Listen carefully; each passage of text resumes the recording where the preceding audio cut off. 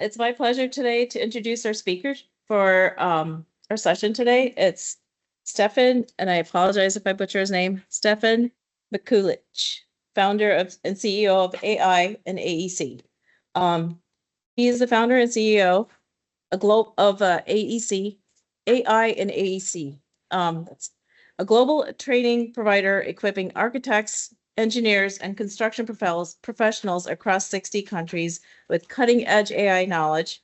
With a background as a constructing architect in Sweco, Europe's largest engineering practice, a project BIM leader at the world-renowned architectural firm BIG, and I'm not going to even pretend to pronounce that. It stands for he can say it. So Stephan brings deep industry expertise to the intersection of AI and the built environment. He's recognized throughout. He is a recognized thought leader in the AI adoption for AEC industry and has shared his insights on national and international stages, including as a speaker for ACEC National. His platform, AI and AEC, hosts the world's largest AEC AI hub, a free and widely recognized database for AI tools, trusted by over 22,000 LinkedIn professionals. So with that, I'm going to turn it over to Stephan. Yes. So Minal and Jake, thank you so much for inviting me, guys. And I'm so sorry to everybody there that I couldn't be there in person. I hope maybe next year I can make it. But I'm presenting here. I'm in Copenhagen in my apartment. I would love to show you the view we have here, but unfortunately it's only like 9 p.m. so everything's super dark. So maybe next time. But as Minal said, my name is Stephan. I'm from Croatia originally, but I've been living in Denmark for around 10 years, almost 9.5 actually. And actually, a super fun life update is that in a couple of months I'll be moving to LA, so I'll be in the States, which is came from I opened my own business, a lot of clients, and yeah, I just want to. Yeah, I think I can help a lot more at a bigger scale in the States. But with that said, let's get right into it. I know how time can really slip by. So what we're going to discuss here today are the 3 pillars of AI implementation. And I really hope that you got a coffee, that you're kind of relaxed after the break, and you're going to enjoy what I have to say. Yeah, and if I look down, I don't know how much you can see me, but if I look down, it's just because I see you on the camera down here, but my presentation is up here. So this is just a bit of a technicality. So yes, I mean, my company, what we do essentially is help the AEC industry to learn, implement, and develop AI. But I'm going to talk more about it and how we do that later on. So I'm not going to go into it right now. But what I want to explain here is that this presentation of the next, let's say, 45 minutes will be separated in 3 parts. We'll discuss why do we even need AI, and what are the skills of the future, what are the reports saying, and then we're going to discuss the 3 pillars, of course, on how to actually implement AI. And then finally, I'm gonna, because a lot of people, tell me like, hey, but we have BIM. BIM wasn't that supposed to be the future? Well, there's one big problem with BIM that all BIM tools have that I'm gonna share. I'm also gonna share 30 of my best AI apps that you can use immediately. But I also noticed, like when I was doing these presentations a few times, I also noticed that people react best when I show maybe a success story of what I kind of do. So this is something that happened last week, essentially. I was invited by a firm in Dubai, and they are interior designers, around 250 people. And they invited me for a whole week to create an AI implementation plan. And the point that I wanted to make with this is that it's not only like, okay, AI is a nice to have thing, but actually what we realized during that week is that what AI can help them with is it can save them $4.5 million. And they are 250 people. Meaning that if they haven't used AI, if they haven't, worked with automation and all of these new technologies, there's just a lot of leakages within their company, a lot of blind spots, a lot of, not optimized technology. I'm going to show you, if we get the time for that, maybe in the, let's say the last 10, 15 minutes on the process we kind of use to get there. But yeah, this is there's actually real benefits to using AI. It's not only like a fake text or fake images or, like something to summarize. So yeah, with that said, I just wanted to, again, a bit of a background. I worked for Europe's largest engineering firm as a BIM coordinator, constructing architect. 22,000 people there's in the company. That's at Sweco. And then if there's any architects in the house, you probably know BIG or Bjarke Ingels Group, but it's a famous architectural studio. I was there for a couple of years as a BIM lead, as Minal said. And then last year, it's actually, I think in 2 days, we have our first birthday. So it's a young company, I'm not going to lie. We only started 1st of February last year. But during that year, a lot of things happened. We went global. I always say that, God has really blessed me more than I deserve when it comes to everything. But also when it comes to business, and I'm going to share some things that happened. But right now we're kicking off year 2 in a couple of days with 2 full-time employees, which I'm super excited about. So it's like there's a team being built. So I'm really excited about that. So yeah, let's get into it. And I think that what most people know me for is this ACI hub. I might actually switch to it directly so you can see it. And this is the hub. Essentially, what I started building over the last 2 or 3 years. I just started listing down tools that are AI tools that could be used in the AEC industry. And I never aimed to create the world's largest database of AI tools for the AEC. But that's what kind of happened. It didn't fall from the sky, of course. But, I kind of started adding one by one, and they are all categorized here. You can see if we filter design, construction, structural design, robotics, whatever it might be. And the point is how people use it is that if you click on the search icon and just, let's say you work in inspection, because nobody needs 1,500 rules, right? If you work in inspection, you can just write inspection and all of a sudden you have 10 tools that can help you out with your business. So yeah, this is something that, I share it for free. It's still free. You can get it on my website. A lot of universities, a lot of companies use it to navigate to the best AI app.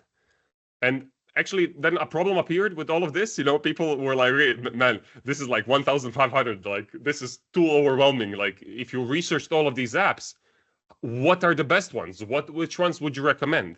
So let me just go back here. And yeah, so I created these cheat sheets, which are basically also for free, but they summarize the best and key tools that you can use, but they still don't answer one problem. And that problem is that, to find the best AI app takes you 5 minutes, but to implement that app takes you a year, maybe even more. So this is the problem that I'm trying to solve with my company and what we do. And to answer the question on why we even need AI, I love showing this graph because this graph changed my whole perspective on AI. So as you can see here, what this graph is showing essentially is that on 0, and I hope you can see my mouse, I hope so. So on 0, this is average human performance, meaning that this is when you compare these tasks on the right-hand side, meaning reading comprehension, language understanding, speech recognition, predictive reasoning, and compare how AI performs compared to an average human, you can see that AI is already better than an average human at these tasks. All right. So this kind of blew my mind. I was like, okay, this is something serious. This is not like a next small step. This is a big step. But then I looked at the whole picture, and I also realized that when we compare it to more tasks like general knowledge tests or math problem solving or code generation, and of course complex reasoning, AI is not as good as an average human is. But one thing I really want you to pay attention to are the exponential growth of AI. Look at this. Like this happened, everything happened since 2018, essentially, and in the last few years. So I therefore say that it's only a matter of months before AI overtakes an average human in performance on these tasks, and not a matter of years. So yeah, this kind of blew my mind completely when I saw it. But then more importantly is that why do we even need technology? Like what's happening in the AC in general? And of course, like you've been in the AC, I'm guessing for at least a few years. And I'm so sorry that I'm not there in person to actually see you and talk to you because I really love that. But I'm doing my best to kind of transmit this over camera. But if you've been in the industry for at least a few years, you must have heard how much we pollute, that we are responsible for 39% of all global carbon emissions. And we all know this. We all know how our buildings are bad, and we need to protect the environment, green, building and whatnot. But what you might not have heard is how much we need to build. So I don't know of a single city in the West, and even like in the not developed countries who don't have housing, that is affordable, that on 2 salaries you can live normally in the center. People are moving further and further away. Like my own sister bought a home like 50 or 60 kilometers away from the city center, and they're commuting every day for 2 or 3 hours. And we think this is normal, but I'm telling you, this is not normal. We just lack so much housing because there's a huge demand. And in like when we put it into numbers, this means that for every 34 days, we need to build a New York-sized city. And in other words, this means like around, I believe it's 13,000 buildings every day that need to be built. So, when I was like, okay, wow, these are huge numbers. A lot of building needs to happen. But like comparing that to the pollution is like, how do we do this? Like we are polluting so much on one hand, and on the other hand, we need to build so much. So how do we do this? So then some research that I've read show that we can do it in one of two ways. One way is to 10x the workforce we have. So if instead of us being 100 in the in the room, I'm guessing we need to be 1,000. Or we need to 10x the production speed at which we produce buildings. So instead of taking years, we need to produce buildings in months. And when you think about it logically, people are not having as many kids anymore. People are not studying architecture and engineering as much anymore. So what is the most likely scenario, the logical option? And if you ask me, I think it's the second one, the production speed. So we need to just build faster. But it's not only about building faster, it's also about what the market of the future requires. And this is something I wanted just to share before we get into the 3 pillars. And this is a report by Autodesk, State of Design and Make, that came out a couple of months ago. And this is when leaders were asked what kind of skills do they require in new hires. And you can see that the first skill they require is the ability to implement or work with AI. And even the second and the third skill are digital design skills, like everything's digital. So I really don't have an answer for like people who don't, use computers. What are they gonna do, or don't want to use computers? But I think that we are getting into an increasingly digital world, and this is what the data is showing essentially. So with that said, I hope you understand why AI and why we need AI. But let's get into the practical stuff on how to implement it. And the first pillar of AI implementation is the technology, of course. So what I'm going to walk you through are just some really cool solutions. And this is just so you know, there's just let's say taken from the top of really cool ones, but there's, as I've told you, 1,500. So if something is like, is there an AI app? Just ask me afterwards, no problem. So first thing that I want to share is that what AI is allowing us to do that we haven't been able to do before is to design in different ways. As you can see here, this is basically a crumbled piece of paper on a laptop. And what you can do is you can create an amazing design that's never been seen before from that. This is crazy, if you ask me. And these are not my images. These are Studio Fu. If you are designer and architect inspired, I really recommend following them. But a lot of when I work with the designers and architects, they tell me like, okay, what app should we use? What app? And then I tell them, if you want like an easy start that's relatively like cheap, to get started with, Midjourney, Veras, and Render are good solutions. But if you want more control, because this is the problem with Midjourney, like you try to move 1 million on a window, it's impossible. Like it's going to create something completely different. So I recommend going for LookX or Corbu. And of course, for most control, you use Stable Diffusion, but you need to be most technical for that. It's not easy for a typical designer or an architect to use it. Then secondly, we have generative design. And this is where we basically put a bunch of requirements we might have about a building, how many stories, how many rooms, how many bathrooms, living rooms, whatever, and then create a bunch of layouts. And for this, I recommend Autodesk Forma. If you haven't heard of Autodesk Forma yet, this is essentially the new Revit, or at least what Autodesk is building as a way that they're going to take Revit's capabilities and put it into Forma. Now, I know Autodesk, and I know a lot of people there. I don't think this is going to happen anytime soon, so don't worry. I think that they're not going to kill their cash cow, which is Revit, but this is a story for a different time when it comes to Revit specifically. Then another tool, it's called Schema. And this tool basically allows you to reuse your designs. So let's say you created a bunch of models, and in the AEC, it's like the projects never repeat. Like it's always something new, always, So what they essentially do is that they look for styles and types of your, rooms and buildings, and they can create a catalog where you kind of, pull and place those rooms on the right spot. And then HighPower is for space management, for space planning, for furniture. They're doing something really good. And this is, let's say, for the generative design, but something that I know that a lot of companies, be it engineering or construction or architecture, do is we need to make BIM models, right? And creating BIM models takes a lot of time. I myself, when I was working for Sweco, I had I was basically working for a couple of years with just outsourcing. So we essentially here in Denmark were outsourcing to Bangladesh or India or Vietnam or country where there's a cheaper labor force, right? And they were modeling for us. And I was always wondering, is there an AI app that can just model it for us? We get a DWG or a point cloud and just create a BIM model. And there is, like, I found it, they only launched actually a couple of years ago. So back then when I was doing it, it wasn't possible, but now it is. BIMify is that app. So you essentially plug in any point cloud, any CAD drawing, and it creates a BIM model for you.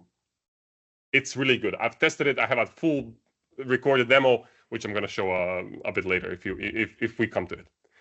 And then when it comes to construction, now I know a lot of people heard about autonomous cars, but I don't know if many people heard about autonomous excavator, self-driving excavators. So if you're going to see on this image here, I hope you see my mouse as well. So there's no humans in these cabins. But what there is you can see this little blue kind of thing on the back of the excavators. This is an AI computer that's basically programmed so they work synchronously, so they work, in sync. And what they're doing here is essentially they're putting solar piling down. And they can work 24/7. They don't need they don't take any breaks. They don't need any pension, to say it like that, sorry. But, they can work probably even with higher quality than humans can. The problem is that probably when this is a completely flat field, but as soon as there's something of a, anomaly or, let's say a curved terrain or something, it's very hard for them to work. And also this is very early technology. So it's kind of, it's not still widespread.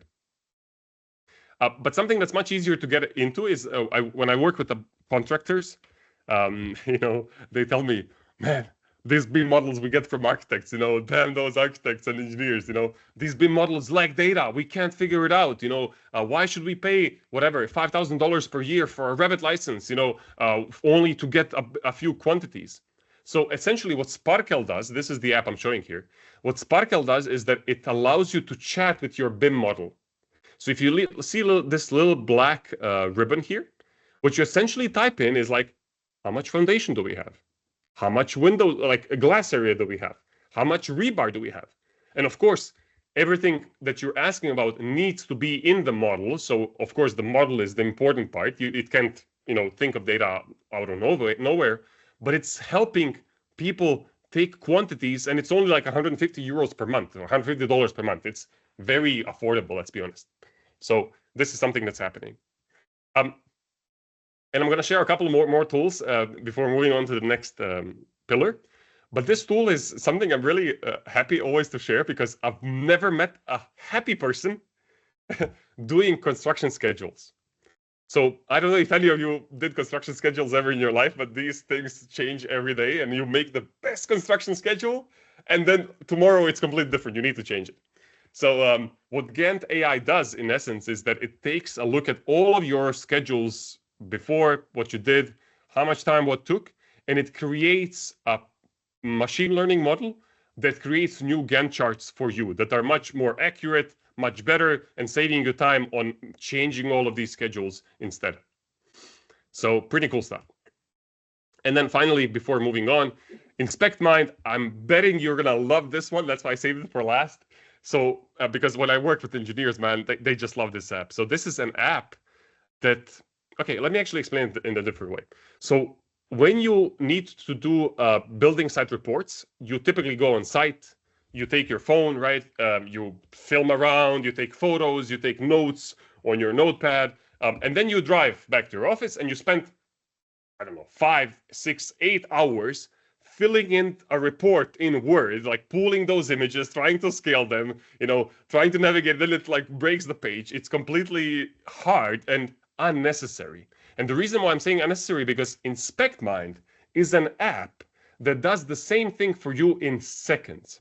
So the way it works is that you download an app on your phone, you walk around the site, you still take photos and videos, and on your drive home, essentially it's done in a few minutes, but let's say on your drive home, you get a fully formatted report because you sent your formats of reports before to the company, so they know what your format is, but you get a fully formatted report done for you. And of course, you can spend maybe like 30 minutes checking it because it's AI, but you check it in 30 minutes and you send it. And essentially, you can do so many more like inspections and reports, paint is missing, screw is loose, whatever, in a day than you could do before. And actually, this company, I know many of the companies, or most of them, when we're sharing, are startups. But this company specifically is based in San Francisco. And I know for a fact that they have probably the most investors out of any. I think that there are 55 investors currently. So because this is solving a real pain point. Anyway, so this was technology. There's a lot more solutions, as I've said. I hope if you're going to have questions, we can cover that. But let's move on to the second pillar of AI implementation, and that's the process. How do you actually approach this? So what I recommend is, I don't recommend starting with the AI world, because a big part of the questions I get typically are like, Stephan, there's so many solutions out there. Like, where do we get started? I'm like, don't start at the AI world. Like, forget about it. Start with your business. What are your clients' needs? Or what are your KPIs? What do you need to do? And which AI tool can fit within that, right?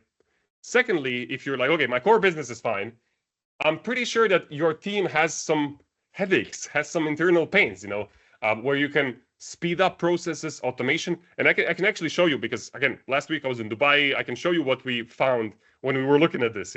Not even they were aware of some pains. So I'll show you. And then finally, I recommend talking to others, because what's happening with this AI revolution is not only it's not a one and done thing.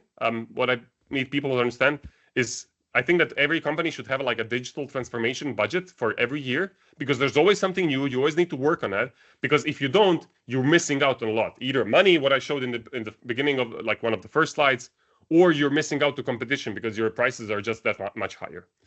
And then what I also recommend, and that's why I'm always happy to speak on these kind of events, is when you talk to others, you don't miss out on something. And you don't miss out on an app like Swap. Now, this app, I know it doesn't look anything too fancy, but just hear me out, okay? It's something that can really change our industry. So the story is that, OpenAI, of course, with ChatGPT. Who heard about OpenAI before 2022, before they launched? Nobody. I haven't heard about them. Nobody knew. And then as soon as they launched ChatGPT, everybody heard about it because it's such a good tool. Same like DeepSeek, what's happening yesterday or today, with being launched, and everybody it takes over because it's so good. So what Swap is doing is essentially they're trying to emulate the same story. So what their app does is that their bet is that in a few years, when they launch, this can be 3 to 5 years, and I know this, I speak with the founder quite often, what they're going to be able to do with their program is that you're going to focus on modeling your BIM model. And it doesn't matter which app. It can be Revit, ArchiCAD, whatever. And the app will, as soon as you are done with BIM modeling, it will create fully done and annotated construction documentation for you in like 30 or 40 minutes.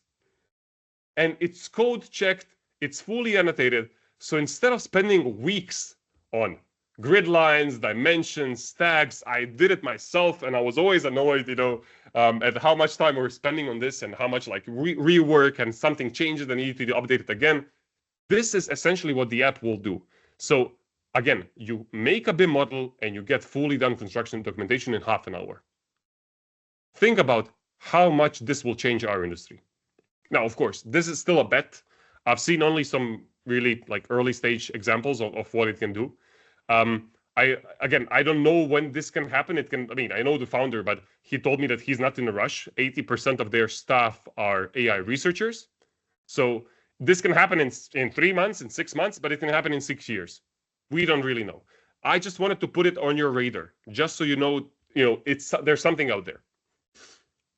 And that was the process. Coming to the third pillar, and of course the most important pillar, are the people. You can nail the technology and the process, but if nobody's there to use it, So how do you motivate people? How do you make everybody, motivated to bring this change? And first of all, I really recommend not even trying to push somebody for a change. As we all know, we're all human. You really can't push anybody to change. They need to want it themselves. But this took me a long time to understand, because I was always that guy in a business where I would, come with the new, this can help us and so on. But until people see real benefits, it takes a while. So what I'm showing you here is basically a bell curve model.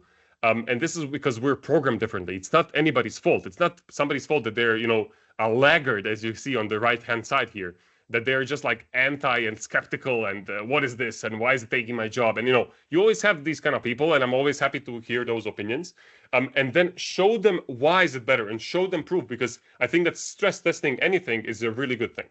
So yeah, this is, one way to go about it, not even push, and show by example. And then especially if you're an employee, this is something I was using myself, this kind of 3-step process I'm going to show you to get ahead in my career when I was working. So first thing, I would always identify the current situation. I would always outline what the situation is now, how much we're spending on this, how much we're spending on that, how much time is it taking, what are the headaches, and so on. And then I would do a basic ROI calculation. And I would immediately get into money, because I realized when you speak with managers and leaders, they speak the language of money. They speak, it doesn't matter what the technology is. It just matters how much can it save me, how much can it earn me. This is what, at least in my experience, I realized. And then, of course, I recommend employees to keep track and make a comparison sheet. And one comparison sheet example I'm going to show you in a couple of slides. So this here is an app called DTO, or Design Together. You can see it's basically a Revit plugin. And they are based in Boston. And what they do is when you create a detail, a call out in Revit, what you get right now on the right-hand side, you basically get a catalog of details. And you can trace back those materials and those products back to the manufacturer. They're working with the manufacturers as well. And you can implement your own details within their catalog, right?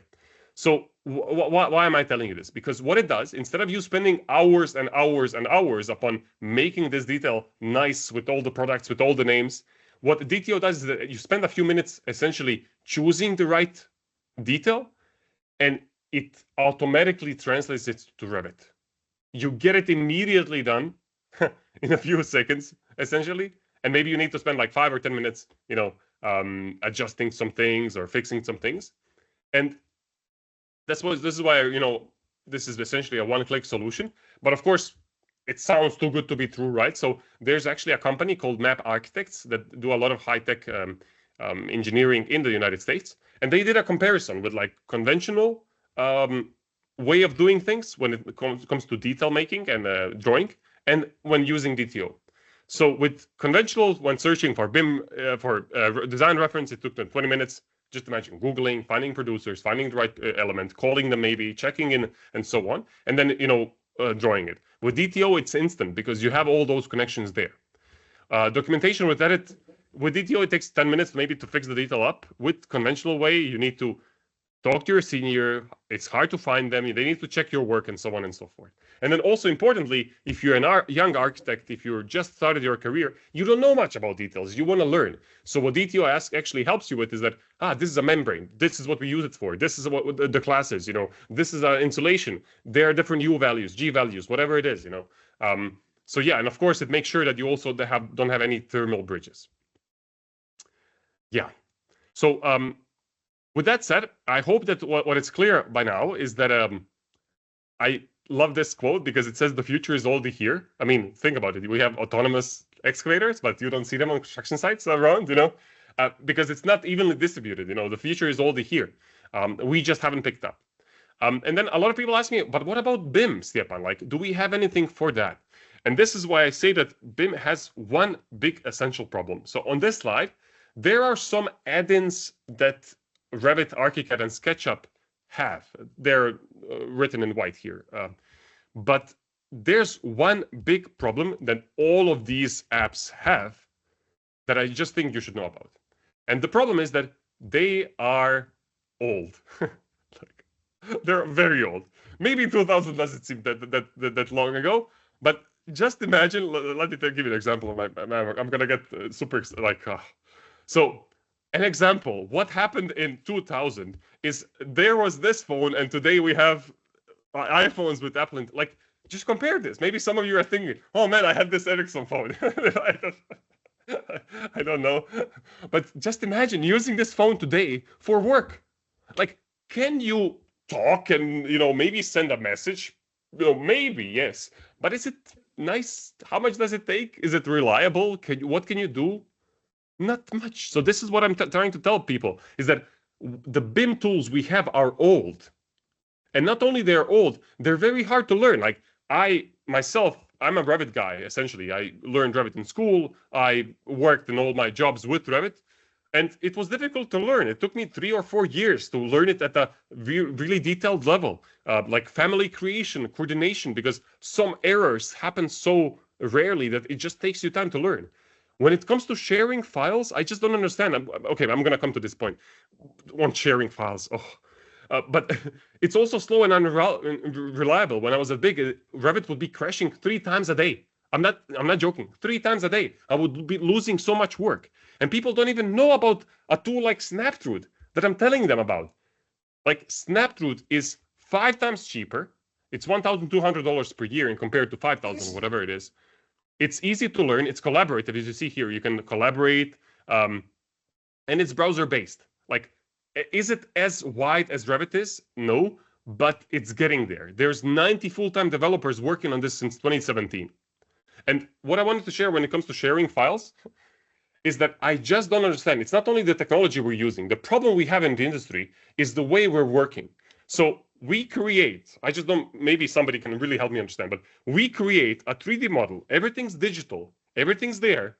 And then we decide to go a step back to 2D to print everything out. Like, to print from a Revit model, like from a 3D model, and then to email it, and then we're like, but this isn't the latest version. This is the wrong naming. I can only do 25 megabytes. I need WeTransfer. I need like it's not like, this is not working fine. I mean, guys, we can do better. And of course, when I speak with managers and leaders, everybody's like, yes, we're gonna fix this. Everybody knows what they should do. This graph on the right side shows you that, like, this is what typical answers I get. Like, we need data consistency, we need automated file exchange. But when I ask, how do we do it? What is the app or the process, or what are we gonna do about it? Nobody has an answer. And then when I speak with, can you hear me? Yes. Because I heard some sounds, sorry. But when I speak with leaders, when I tell them, hey, but how are we gonna solve this? Nobody has an answer. And then I tell them, have you heard of Speckle? And nobody's like, what? So I don't know if you've heard of Speckle, but Speckle is something that I really think is the future of the AC. And the reason why I believe that is because Speckle is open source. It's essentially free to use. And what it allows you to do is that I can work in Excel. Let's say Minal, for an example, can work in Revit. Jay can work in Power BI or SketchUp or AutoCAD or any of these apps. And because everything's connected with a Speckle kind of bridge on top, we are all working on the same project together. Yes, so you can work in any software because the tool of your choice doesn't really matter. We are all working on the same project. And when you need to share a file, you don't print it out, you share a link, and everybody has access to the newest stuff there. And it's all, again, open source and essentially free. So when I had a client recently, and she was a BIM manager she is a BIM manager at a big company, and she told me this is BIM as it was supposed to be. So actually, let me start because I see I only have a few minutes left before the Q&A. So let me start wrapping up by showing you some cool stuff. So this is my, let's say, idea on what the future of AEC tech is. So first of all, I don't think it's only AI. I think we need to find a combination of current AI tools combined with emerging technologies, AI, VR, drones, and of course AI and automation, because AI is essentially probabilistic in its nature, where automation is deterministic. And what that means, I'm not going to get into now. But in the middle, essentially, is a treasure chest. Like this is more projects, better talents. People, especially younger generations, want to work for leading companies. They don't want to work for just any company. And this is essentially what I'm betting on with my company, where I do believe that we are currently like the CAD BIM tools domination is not like we are not gonna avoid having them because we're still gonna have them. We're just gonna find better ways to use them. This is my opinion, and better ways to connect them. That's the point. And this is what actually my company does. And I'm gonna share a few examples now on how we do that. But I promised you 30 personal tools. Now, this is a slide that most people take photos of, so feel free to take a photo of this. I really recommend testing these tools out. There's for note taking, for image generation, email, research, whatever. And I'm so sorry that we don't have more time for me to show you that. Maybe we can talk to book a workshop or something, because this is what I can do. I can only tell you about them, but I can't demo them. And these are essentially the demos I have in my courses, but they are also for company demos. And yeah, so when it comes to courses I offer, this is probably the easiest way to get started with. When it comes to working with my company and like learning about AI and learning how to use it, how to implement it. And of course, I would recommend definitely starting with Mastering AI in AC. This is our flagship course. It's I don't even believe it, but it's 12 and a half hours long. And most people, when they hear that, they're like, okay, Stephan, that's too much. No. Actually, the course itself, it's 4.5, 5 hours long, which teaches you the fundamentals, everything, like more than 150 use cases, ChatGPT masterclass, everything is there. Like you're going to save so much time just by learning that. But for anybody who wants more, there's 7.5, actually 8 now, 8 hours of demos, and I'm constantly adding to it. So there's demos of different apps on how to use it. And if you're an architect, you don't care about engineering, you can only watch those apps, or vice versa. For those who are just getting started, just want to learn, like, how do I save 12 hours a week? And yes, you can do that with AI, 12 hours a week. I recommend Discovering ANEC. It's pretty affordable. It's kind of the basic course with, like personal productivity stuff, but also answering some tough questions like, how do we protect our data? How do we avoid or minimize hallucinations? What about training bias? What about this AI laws, ethics and so on? Everything's answered within that course. And of course, Mastering ANEC has everything within Discovering as well. And then finally, something I'm working on for this year is building AI in AC. And this is everything from how do I build chatbots to how do I make websites to how do I make an AI company. So yeah, this is something I'm working on. It's not launched yet, but I'm aiming late this year. And of course, the point is to build real AI skills. This is what I really want to help people with the mindset, implementation, and development. And I also do that through my workshops. People invite me for workshops because, people are like, I don't want to listen to a course. I want you to do it, to listen for 1 day or 2 days or 3 days. And what essentially we go through a workshop, we go through the fundamentals, the workshop itself, where we build custom GPTs. We will learn about a lot of other tools. Presentations, websites in seconds, essentially, saving time, doing custom research, whatever it is.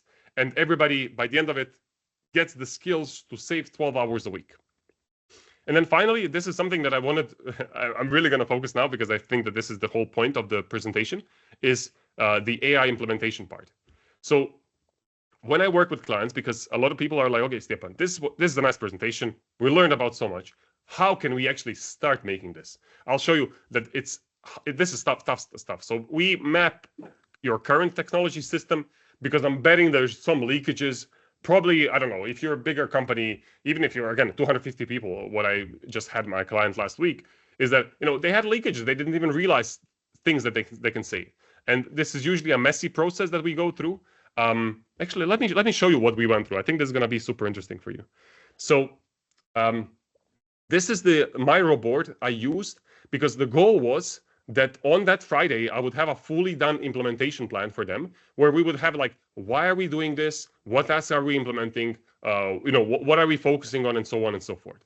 And then when it comes to the first step we did is like outline the software. These are their teams, essentially. They're using a bunch of AutoCAD, a bit of Revit, 3ds Max, Photoshop, whatever, Adobe. And then we started outlining the process, right? Like, who is doing what? What are the files you receive? How much time what takes? And like, what are your submissions, and so on. And then we started asking, I'm sorry that it's still a mess because it's still a work in progress, but we started asking about pain points. And as soon as I asked about pain points, man, all of this happened. Look, all of this. It was like finding files, version control, image generation, SketchUp, Revit testing, whatever, project management, resource planning. There's so much. And we discussed so many AI tools. And then just as an example for what we found, let me give you an example from their BIM team.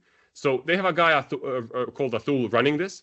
So what they essentially do, they make a SketchUp model that they send to their clients. Once the SketchUp model is approved by their clients, they remodel it in Revit from scratch, right? And to remodel it in Revit from scratch, they need 6 to 8 people for 8 weeks. So this is a lot of work, a lot of resources. And I'm telling them, but guys, have you heard of Speckle, what I just mentioned, or of Helix? These apps can do it in seconds for you. And they were like, oh, wow, really? And of course, we tested it. I showed them that it's really possible. So this is what I'm trying to tell you. If I haven't come there, if we haven't sat down and mapped all of this out, they would still have 6 to 8 people for 8 weeks. How much money is this? Just on this one process, and there's so many, you see? There's so many. And I still have to map it out. I'm still working with the company. So this is tough stuff. But yeah, this is what I wanted to show you. Yeah, so let me maybe just wrap up and open for questions. So I told you in the beginning that I really can't believe what happened over the last year. I really think that I don't even I can't even say it, like, it's because I don't like speaking about, like, I like speaking about it, but it's like it's just crazy what happened, because I never imagined it. I never imagined myself being this guy, having a company and selling basically my courses in 62 countries. And this happened in the first 9 months of the company. So, which is 450 students from so many, like, I can't even believe it, man. It's yeah, I tell you, like, guys.